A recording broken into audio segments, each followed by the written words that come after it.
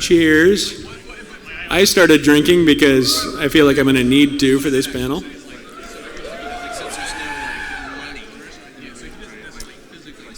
Just so you guys know, Chris and Tony are still talking about edge cases on that money thing. Yeah. It is a good question. All right, so welcome to the Game Ideas Forum. I'm going to put down my booze now. Game forums. It's temporary, don't worry. Game forum. Anyway, so it's not really a forum. Sorry. It's an elevator pitch. Anybody know what an elevator pitch is? Of course you do. No. You got 90 seconds to make your case.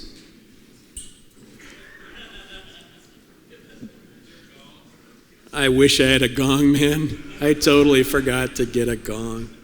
Anyway, you got 90 seconds to make your pitch. You will be judged. We are judgy by the panel and by the audience. When we like what we hear, we, all of us, the panel's going to ask for more information about your idea. That being said, we're still only going to spend a few minutes on each topic. And what are we pitching, like actual separate games? I don't know what they're pitching. What That's why this is fun. Is it pitching things to be in Star Citizen or pitching things as a separate game? I'm hoping that people are going to pitch things for inclusion in Star Citizen. Right. Really? Does that seem reasonable? Pokemon game? Hey, Jason. They'll pitch a Pokemon game. Can you be mean about the typo on the screen? No. What? Typo? What typo? Can or may. Oh. Oh, right. That's funny. So I did this at like 2 o'clock in the morning. And I was going to say can, and I was waffling between can and may, because that's fun. So yes, I'm allowed to be mean, and yes, I may be mean because somebody has to be. I'm a producer, that's what we do, we get to be mean. He's the hammer. Anyway, The hammer. let's start on this side. Do we have anybody lined up for questions over here? No? Then we're going to start on this side because we actually have people lined up. Personally, I'm just looking for the gong sound of play. But that's Yeah, no. I'll just talk over whoever's talking. Anyway, you got 90 seconds, so go. Okay. Concerning death of a spaceman, I was thinking at time of character creation, you could also create your benefactor so you can take pictures with them, so that after you die, they can, post them on spaceships and so on and so forth and show the connection that you have. And then as you evolve and grow either your family or your contacts and more people die, kind of add them to more photos, and just kind of go back in time to take those pictures and show those connections. God, that's sad. That's awesome. That was less than 90 seconds. It makes you want to cry. Oh, But, God. just a quick clarification. You're talking about creating what your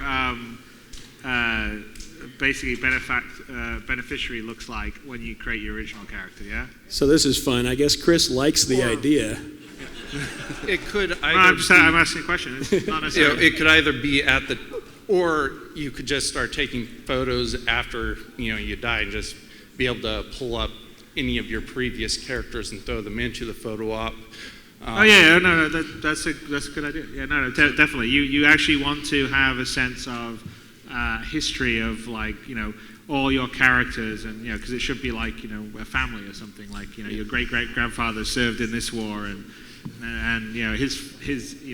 his son served in this war and stuff like that. Well, that actually seems like another interesting way to customize the hangar in regards to putting out like display cases that actually have great grandfather, yada yada yada. Yeah. You can click on each one and you basically get the highlights of their life. Oh, served in this war, killed ingloriously, when he forgot to load his, Yep. I want a crypt in my Good hair. stuff. Next. So I think that one went well. There you go. I like it. That was a good pitch. Beautiful. Go.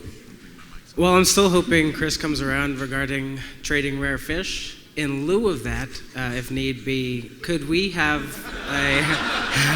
Just kidding. In lieu of that, if need be, could we have the level of fidelity we have in a lot of other facets of the game apply to what could be like the most customizable aspect of hangar decorations, the fish tank?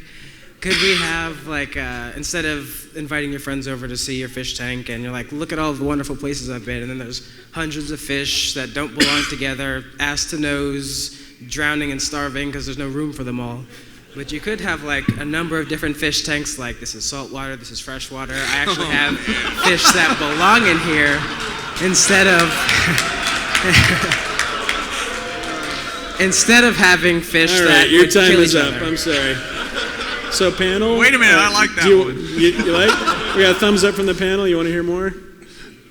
No? Thumbs down? Well, kind of, it just, yeah. Star Citizen 2025. Audience, what do you say? You want to hear more? Yeah. Next. So, all right, so you guys haven't really given us any information about the way that players will interact with the NPC organizations. But one thing I'd like to see, especially with pirate packs and more nefarious organizations, is as players gain influence in the organization, possibly exerting some sort of form of control, potentially political, like say, like for instance, if I'm in a certain pirate pack and I attack a member of another pirate pack, because I'm more influential in pirate pack A, they might start a mini war between the two pirate packs. Nice and brief. Panel. I think we didn't quite. I didn't quite get it all. All right, so I couldn't hear it. let's hear a little bit more. Okay, as players gain influence in NPC organizations, they potentially influence the politics between the NPC organizations themselves. So, as again, per the example, if I have high influence in an NPC pirate pack, and I attack a member of another pirate pack, that may precipitate a war between the pirate packs. So, well, you're saying that you're part of a pirate group and you're a very high standing of them, and then because you are part of that pirate pack and you attack another NPC pirate pack, you would have the enemy, the other pirate group or whatever, attack the one that you're a part of because they've been attacked. Right. Well, I mean, I'm not particularly saying go to war with these people, but because I have higher influence in an NPC organization, it might precipitate the politics between those two organizations. But are you saying you're influencing the pirate group you're a member of, or just because you attacked this other pirate member, they came and attacked your group back? Yeah, it would probably be a little more loose than actually controlling the Correct organization. me if I'm wrong, but I think he's saying that given his stature within his group, that it makes it, more of an issue when you attack a member of that other group, such that they're more likely to respond. Right. Yeah, okay, but I think that's kind of what we already have, because that's how the reputation system already is. Well, I'm not going to say it already works that way, but that's the design of it, is that you have a reputation that's not just your own one, but it also the kind of associations you have, and then so therefore, if I'm a member of whatever the Pirate Pack 1 and I go and attack some other group, I'm doing it as me and also as a member of Pirate Pack 1, so therefore there'll be hostility between that other group against Pirate Pack 1. But he's saying the extent of their retaliation would scale according to your standing within your pirate group. In other words, if my group is 1,000 strong and I am, you're the leader, and I'm the low guy and I do it, it's probably a non-issue. But if I'm number one on the list, then that's it. They're going to war. Seems reasonable to me. I'd agree. It seems reasonable to scale it. I wouldn't, but it's purely a factor of how much you do it. It's like, when you're talking about organizations with 100 or 500, 1,000 players, it's kind of like the economic simulator. You don't want one player to ever be able to, cause two gargantuan organizations to go to war. And so it may scale. It may become 2, 3, 5 times, as significant as a lower ranking member. Well, I would say your ranking probably is a multiplier on kind of the reputation adjustment when things happen. Yeah. So the higher ranked you are, then like instead of making adding 2 hostility points, it adds 6 hostility points on the reputation. Yeah. That's good stuff. Jake's going to write that up for us. Beautiful. Thanks, guys. Next. You're welcome. Hey, Thank guys. you. Hey guys, I had a question. We're recording. Sorry, go. Thanks. I had a question, kind of an idea about I remember reading or seeing on Across the Verse or Tin for the Chairman or one of the other 1,000 ways y'all communicate with us about if you have multiple game packages, you're going to have multiple tunes or characters, and you could choose like, all right, if this is my main character, maybe this other one's an NPC, or you may choose to play it. I always thought it'd be cool if you could do both. So if I have 2 game packages and I have Han Solo and Chewbacca, if I'm playing Han Solo, then Chewie can be my NPC crewman, or vice versa. Maybe I'm playing Chewie, he's more of a melee character, and that's the mood I'm in. Well, Han Solo, my pilot, can be my NPC. No, I actually, the conception of the design would be that you can specify your characters, and the ones that you aren't doing you could have as NPCs, or you could control. But you're not limited. Like Han Solo's not always NPC. What's that? And, like, No. The conception of the design was that, like, say I've got 5 characters, right? Mm-hmm. And I've got Han Solo and Chewbacca, or Luke Skywalker and Princess Leia and C-3PO, whatever. I can play any one of those. I can have any one of my friends play the other ones, or I can have them operate as NPCs. So it's What's that? How many total? I'm not going to tell you how many total. We don't know. so. We haven't ascertained how many actual players we can get in one instance yet. So Also, do you own an Idris? Well, yeah, no, we want to get as many people as possible. No, we just have a lot of, that's a process we're going through right now, is optimization on the game server side, and the characters you're running, so we can get as many people, as many ships in an instance as possible. But, it's a pretty big ongoing optimization job. Yeah, there's been a lot of talk about. But anyway, I'm assuming that what I said was what you wanted, right? No, I think so. That sounds right. Yeah, so Right there on. you go. Good idea. Good pitch. It's what we're doing. Next. Chewie and Han. I like that. I like the softballs we're getting so far, by the way. Thanks. Next. All right, so if we as players discover a new solar system through a discovered jump point, for example, and we find a planet that's maybe in a habitable zone, could we as players establish our own settlements or colonies and have other players or even NPCs come and build that out, grow that out over time as the years progress? What do you think, panel? You want to hear more about that? We talked about this. I mean, this will be a longer term thing on the game. It wouldn't be at the beginning, but we definitely want to. Part of the long term plan is to have, more procedural exploration. So we add more systems, that we generate landing zones that you could go and land on, and then at some point, one way to really add game content is, you start a colony, and then, there's all sorts of missions to bring in, the basic materials for the colony and build it up, and so you sort of make that a player and NPC thing. So we'd probably start small and basically have content. I'm not promising we're doing it. No, I understand. No, but I'm just saying we'd start small in regards to before you actually get to the point to where you can actually establish your own colony and build something up from scratch. You would probably have the ability to be able to seize control of something that exists within the game that we've constructed and basically operate it. Basically, manipulate the levers to basically maximize production or whatever that particular production node does. And then once we've got all of that functionality refined, working, etc., then we would move on logically to allowing you to actually build these things out of scratch, which would require more interface work, more back-end logic. It's this whole game. It's just. What are we talking about? Because I'm not talking about making it like a Sim City where you're like, oh, I place this building down here and I place. No, I'm just talking about nodes. Right. No, okay. So I would say that like longer term, that's basically one of sort of, if you want to call it an end game style gameplay, where we're deliberately going to have parts of the game that players will work together to take over, to defend, to build up. So we've already mentioned space stations and asteroid bases. They're 2 examples of places that players can take over or they would defend.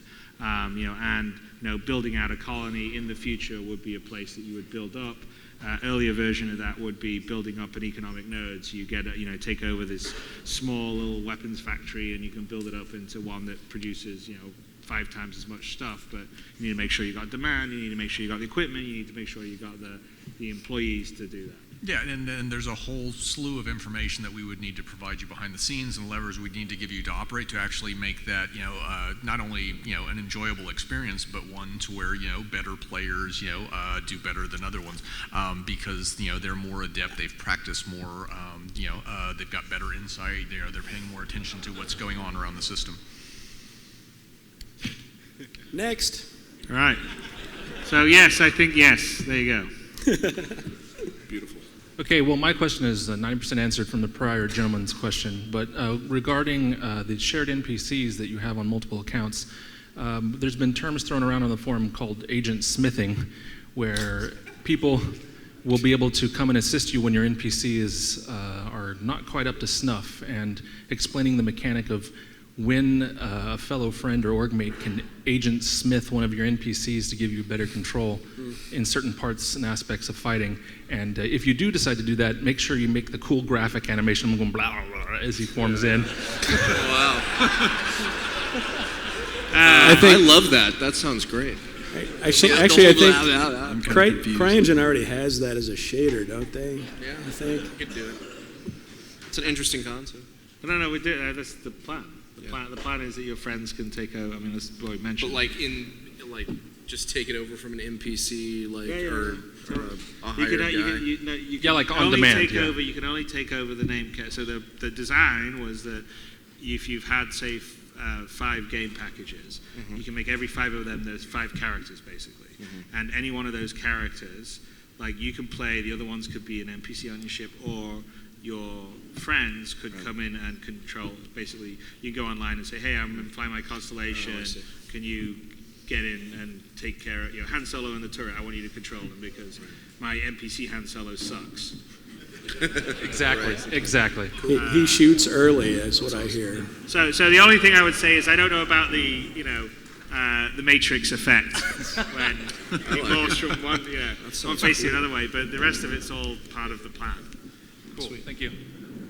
Awesome. Next.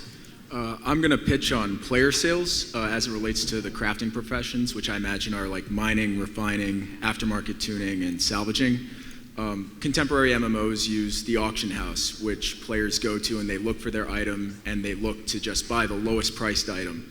And so crafting becomes a matter of making stacks. So maybe Star Citizen could have scales of imperfection on the items that players sell. So if you're salvaging an item and the plasma torch slips out of your hand, it could ruin the integrity of the weapon.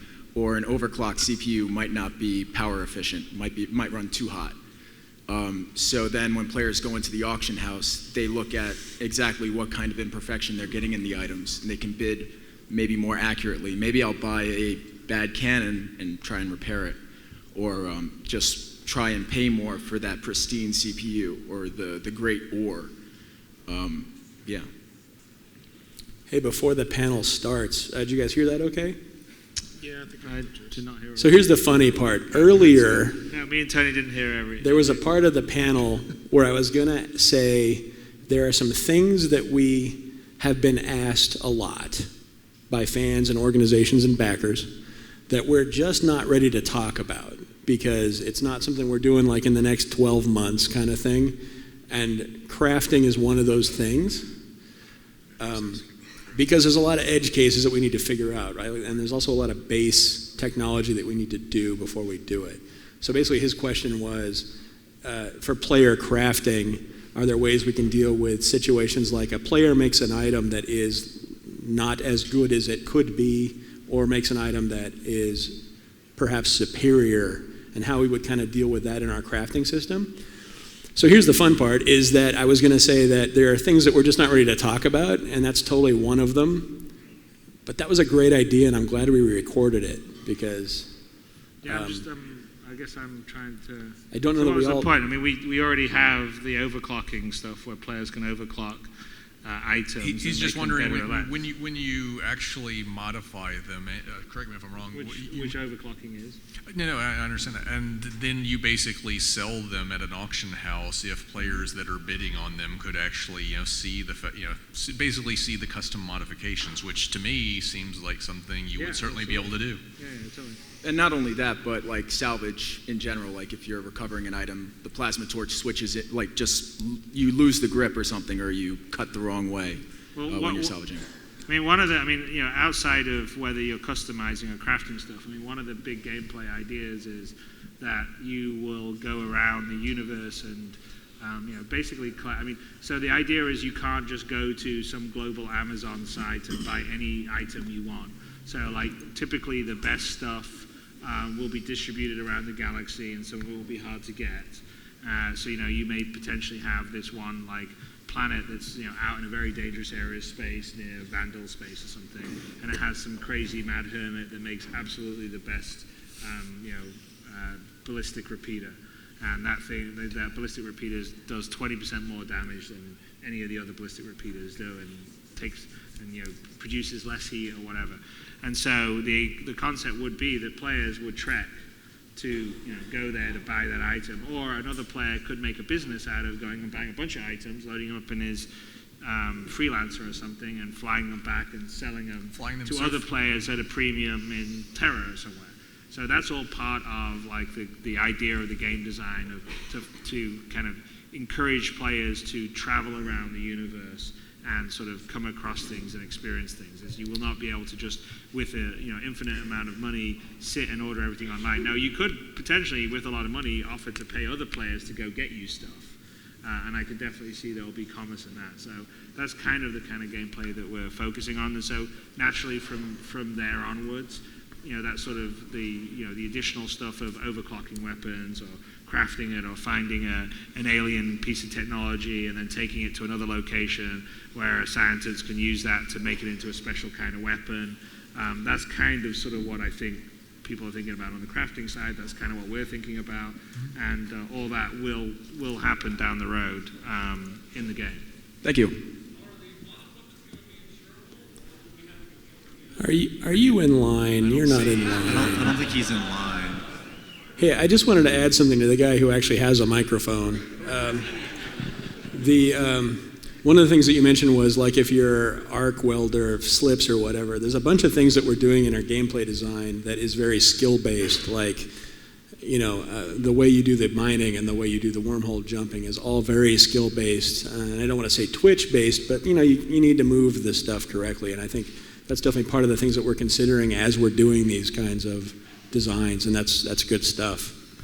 And that's actually a goal across the entire range of occupations, is basically to eliminate as much as possible the concept of press a button, wait 5 minutes, and something happens. It's like that's not fun. It's boring. It opens the game up to all sorts of farming exploits and various other things. People like that though, but there's games for them. Yeah. Not this game, but there's just not this one. Next. We don't like farmers. All right, here it goes. Shadows of Mordor has the Nemesis System, which gives NPC targets additional responses or attributes based on whether they have been defeated or fled or beat the player in the past. Kind of like an organic, player-driven character development system. I'm just stopping you now because we're talking about that already. You are. Nemesis System.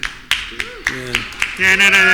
And just to be clear, that was actually when we first Shadows of Mordor does it very well. But if you go back and look at when we were talking about, I think it's in Death of a Spaceman actually, which was a good year before Mordor. It actually talked about that, which it talked about like specific named NPCs that had their own personality. Yes, bosses. It's like the same thing. So basically the Nemesis system that you see in Mordor is kind of what we've been talking about and planning on doing. They did a very nice job of executing it, but that is sort of the goal that we want for our sort of big boss NPCs in the game. I would like to add to that though, not necessarily go beyond the Nemesis system and. Okay. So I think Star Citizen is a place where you can expand it to include, like, if you're chasing a bounty target, they could also negotiate with you or plead with you, and perhaps if you accept their plead, they would open a different secret quest chain or something like that. And also, if you can apply it to not just targets, but also like employer NPCs, other NPCs. Well, I think that Tony can answer a bit more of this because he's actually, his background was writing the AI for Ultima 7 a long time ago, and he's got a huge amount of AI experience. But our goal is, like in Shadows of Mordor, they're all orcs, so they basically all want to kill you, and there's not really a lot of, there's not a lot of discussion that goes in that, right? It's basically, I killed you or you killed me. There's a lot of Nemesis. They're kind of all Nemesis, they just aren't so good. But we're sort of talking, we talked about having sort of the idea of meta AI. So beyond just, typical AI in most games is, okay, I'm a grunt and I know how to tactically deal with this situation. He's my enemy. I'll start shooting at him. I'll duck behind cover. Well, we've sort of, and I think we've already talked a little bit about what we're doing with the AI, but people have their own. It's not just what they're doing at this instance. It's not even what they're doing that day. They'll have full day cycles, but it'll be like what their goal is. I'm a pirate lord and I want to take over this area of space or something, and so. We're having that concept is on more than just someone that you would be in opposition with. It could also be a guy that wants to be an NPC that's a merchant prince, and he's hiring people. And so I think what you're asking for is pretty much what we have in our sort of It's very similar to the conversation we had a while back, and basically all the extended email exchanges in regards to doing everything we've kind of described to date has been more MPC logic at a microscopic level. And so it sounds like what you're saying, and certainly what Chris has told me in the past that he wants, is another macroscopic component on top of that, to where you can have NPC concepts of things like ambition and greed. And those would effectively allow these NPCs to evolve over time. And not only that, but they would actually understand how to pull levers other than just the simplistic, well, I'm going to shoot you or I'm going to help you. They would actually understand the value of blockading ore from getting to one system, because they know that will cause the assets that they have under their control to skyrocket in value. And so it's really a more advanced higher level NPC AI that will inevitably wind up getting bolted onto the low level stuff that's that we're developing now. That's what I like to hear. Thank you. No problem. Thanks for bringing it up. You guys are good stuff. Next. All out NPC Wars. Have you thought about that? All out NPC Wars? All out NPC Wars from time to time. I thought you were saying all out NPC. I thought it was all out NPC dwarfs. Dwarfs? Yeah, why not? That's a something that would upset the economy. I was going to say that's I like NPC Wars, but I like all out NPC dwarfs even more. Why not? Did you say dwarves or quarks? That's what we're talking wars. I think you said dwarves. You have with the one beards faction, and the axes? you have I one think it's faction all out NPCs, they NPC don't like wars. another faction. So when you're asking all of a sudden you've got a big war Ship's name and the might be players Watts. can interact with the NPCs in that war. Absolutely. I mean, that's all just going to be a byproduct of the whole economic simulator and what it's running under the hood. Well, And occasionally the economics do need to be upset. Some things in economics and in a variety of games, they get out of tilt, they get out of kilter, and every once in a while it's good to upset the economics of a game. And wars do that. Oh yeah. No, I think Tony was saying that that's part of what the economic simulator does. Not that it's based on economics. It's just that the meta AI that Tony and I are talking about, the meta AI comes from the economic simulation, right? Also, if I want to join in on the war as, say, a policing faction or maybe even a militant, not necessarily a pirate, could I do that? Well, I think you definitely will be able to join an organization. If there's an organization fighting another organization, if they're open to not part of a corporation. How about a militant faction? Okay. I didn't catch that. Yeah, we're talking over each other. So I'm sorry. Say what that I'm again? referring to is a militant faction, like military, and not necessarily a corporation. I could join in and interact in an NPC militant, some military organization that's going to go and participate in this war? Would I be able to do that? Yeah. Well, no, I mean, we're planning that there will be like missions that you can take, sort of mercenary missions that will be supplementing UE actions. So, for instance, maybe there's a push against the Vandal in one star system, and missions will be out there. We need, 10 pilots to join the fleet to take out this station, stuff like that. So that's already part of kind of the plans. And we also do have plans for various factions or organizations to be in conflict with each other. And based on the way the economy simulation works, which is, let's not call it an economy simulation, it's a universe simulation would be the best way to talk about it. It's sort of a meta-universe simulation, and it simulates, 20 million whatever AI agents, and that's the one that's deciding, what these organizations are up to, kind of what the big goals are, and then that sort of basically trickles down to what you see on the game side. Yeah, and one other important point to add to that is this whole universe simulation is not we're not setting this up and then just letting it run according to its own devices. We're actually investing quite a bit of effort on the backside, such that we will actually be able to visually inspect, see what's going on, monitor, what's happening in every system at a kind of, at a godlike level.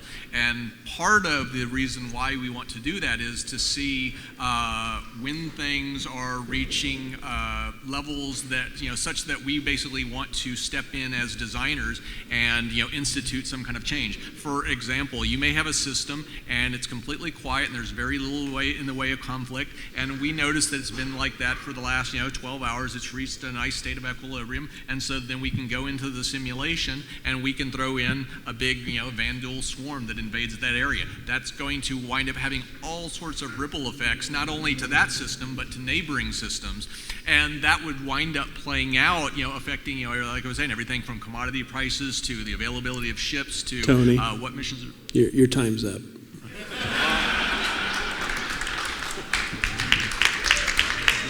The stopwatch doesn't lie. I'm sorry. Next.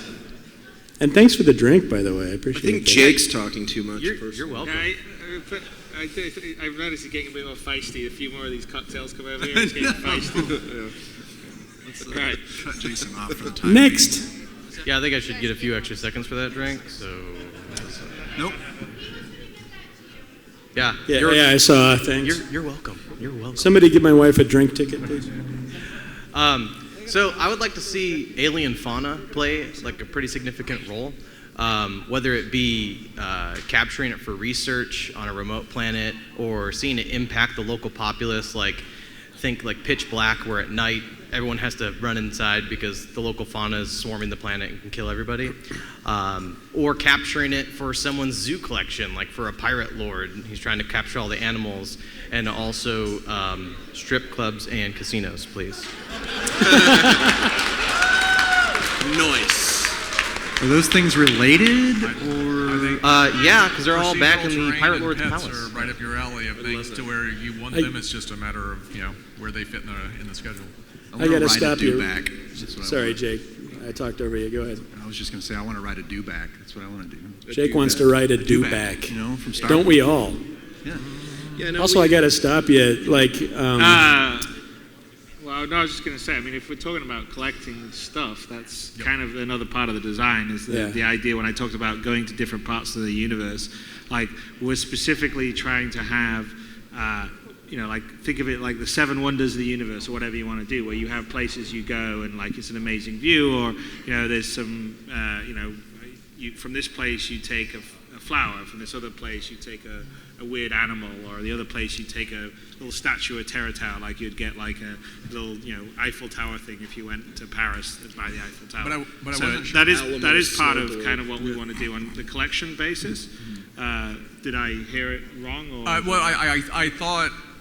thought that you were saying flora fauna in regards to terrain. In other words, you would actually be able to venture out from the cities, which is more of a longer term goal. Right. Yeah, I know that was something that was way off. So that is what you meant, though? But yeah, venturing outside the city, Yeah, exactly. Maybe not even populated planets. Once you go out in the wilds and capture some sort of wild animal, trap it, bring it back, and well, I actually think, so we'll see. But I actually think that we may have some more sort of naturalistic landing locations you could go than you would think, because that's actually something that's actually quite easy for us to generate in CryEngine and to a certain extent procedurally. So, actually building out a city with all the shops and everything is quite a lot of work, even when it's prefabbed up. So we have talked about having some sort of simpler areas where you land, where, like for instance, a mission could be that there's a scientific research station up a mountain or something. And so we basically have the landing pad and the area where you would sort of take your rover and load supplies that you've been contracted to take to the scientific station, and you would drive up the mountain pass and deliver it, and maybe there's some wild animals along the way that attack you or whatever, and you go back to your ship and take off. So we are that's kind of an example of the sort of first-person universe encounters that we're talking about doing, to open it up so it's not all just you land in a city and it's concrete or you're in space. Yeah, it's like the Constellation commercial, remember, where they landed? And, right. I mean, we definitely want to have experiences like that, right? I mean, to encounter other things and, conceivably cage it up and bring it back. I mean, that's something that I would like to see. Well, the caging up and bringing it back, that's the... I would like that's the suggestion, right? Yeah. That's the pitch. Yeah. To bring back to that fish, strip So club. collecting white... Well, maybe. I mean... We go back to the fish tank. Sometimes you just got to stop and pick the flowers no matter what you're doing. That's just how it is, right? No, well, you'll definitely like flowers, fish, all those things. I mean, whether it's a mountain lion and you're taking that back in a cage, that's another level of code. And I think for good reason, we're just not going to touch the whole strip club thing. On every planet, and then you start to get into, do you have a But you could do what you do in Far Cry 4, which is basically... You guys are talking to yourselves again, by the way. What I'm saying... It's a panel, man. We're talking. Nobody can hear you when you talk to each other. I just wanted you to know that. We're discussing the idea. But I'm saying 100 different planets. Each planet should all have types. Thanks again for the drink. No, Next. it's another thing. It's another trophy. Here you go, My point is you harvest trophies, right? Drink So you can up. harvest a trophy by picking a plant. You can harvest a trophy by killing an animal on a planet. It's all the same. You get an item that you get to put back in your hangar. You're talking to a vegetarian. The timer's on. Yeah, that's true. Tony is a vegetarian, so he's probably not... Let me reset it. Right. Okay, go. Okay, so you got your microwave cannons, your red lasers, your blue lasers. I can't hear you. You got your microwave cannons, your red lasers, your blue lasers. I want a design that's old, centuries old, and reliable. I want a 1911 pistol. I do too. Wow. Hold on. That was amazing. Hold on. Let me repeat it. We talk about red lasers. We talk about blue lasers. You want something that's centuries old. You want a 1911 pistol, right? Yeah, a 45. I didn't hear you. I just need to walk up and put a 45 Yeah, in someone's 45 face. caliber ACP 1911 pistol. Bingo. Yeah, I want one of those too. I actually don't. So I'm the resident gun nerd, by the way. Thanks. And I'm pretty sure that I'm driving Chris crazy. Can't tell we're in Texas or anything. Yeah. And I'm pretty. I know. I'm surprised everybody didn't take it out and shoot it up in the air. Howdy, y'all. Yeah. It's probably better. Anyway, I'm pretty sure that I'm driving Chris and a lot of the concept artists crazy because I see these concept pieces and I'm like, how does that even work? Like they'll put an LCD panel where the where the action is or where the ejection port ought to be, and it's like there's no way this is going to happen, right? So yeah. Anyway, yeah, I want a 1911 as well because the 1911 is at this point 104 years old, right? And I don't see any reason why it won't still be But you can have working. a combustion pistol today. Yeah, like So it's not necessarily a 1911 Colt. But yeah, it's close enough. But it's such a good design that there's no reason why it won't be working 300 years, 400 years from now, right? I'm going to take this away. Anyway, somebody hit the gong. I'm going to go ahead and make sure we put one of those in the game just for you. Thank you so much. Because why not? Next. Nuts unite. Creepola, first time caller, long time listener. I didn't hear you. What I'd like to have is if someone kills someone, like actually they've used up their lives, and bounty hunter goes and captures them and brings them to justice, have them have to pay the next of kin of the people they killed out of their own pocket. Are you a Viking by any chance? Yes. So panel, you want to hear more about that? I was still trying to understand what the I'm a bad guy. I've got no lives left, and a bounty hunter comes and gets me. No. That's not it. Someone kills someone, like a pirate kills a traitor and actually takes their last life, whatever, and their next of kin carries on. Once that pirate is captured by a bounty hunter and brought to justice, they would have to pay reparations to the next of kin out of their own UEC. You understand? Yeah. A financial penalty for past transgressions. I'm not hearing the love. Yeah, I don't. I guess the only thing I'll say is that like if you get captured, we're talking about having a mechanic where you'll either have to bribe your way out or you're going to have to escape from like a space prison. That will be sort of like a mini FPS level. So I guess you kind of already have the payment part of it. I guess the only thing is it's not really paying it to the sort of next of kin. It's going to the state right now. Yeah. As it should. And pretty much, yeah. Well, if you're going to model it on the real world, it always goes to the state. That's basically what happens. That's we went from a very old weapon system to a very old system of justice. Yeah. That's awesome.